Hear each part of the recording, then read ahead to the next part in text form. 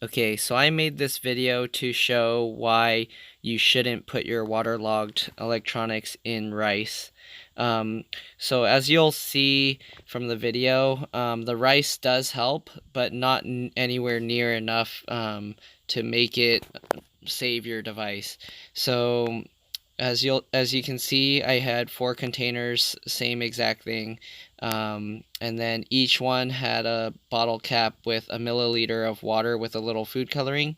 So the first one, there's no rice, then there's brown rice, jasmine rice, and then sushi rice. So while I was waiting, I left the little clear container on top as a lid, and then I took it off just for the pictures. So the whole time it's actually covered. With electronics, it's not completely open to air. It's a little bit more open than with this containers, so it'll dry a little bit faster. But you'll see that even with this, it takes several days.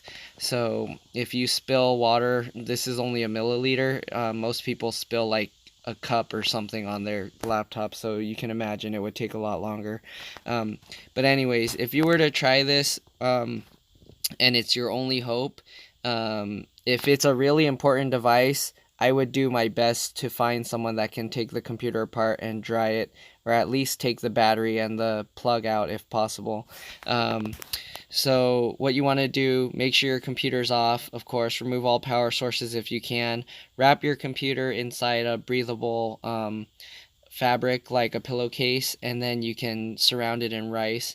To make it more helpful, you can put it in the sun, but again, I don't recommend this just because it will take days. Most people aren't patient. They'll leave it in maybe overnight and then try and turn it on, and then that will cause permanent damage. So if you are going to do this, make sure that you can leave it for like a week. But if it's really important, don't even attempt this. Bring it somewhere as soon as possible. A lot of people, they'll put their device in rice in a panic, and then rice will get in all the holes and everything, and the fans will get blocked, all the ports will get stuck, and the rice will stick to the water, and then even if it's dried, the rice will be stuck, and once all the water is gone, the rice will all be crumbly, so it's very hard to remove. So I don't recommend this. It does dry it quicker, but not quick enough. So hope this helped. Thanks for watching. Bye.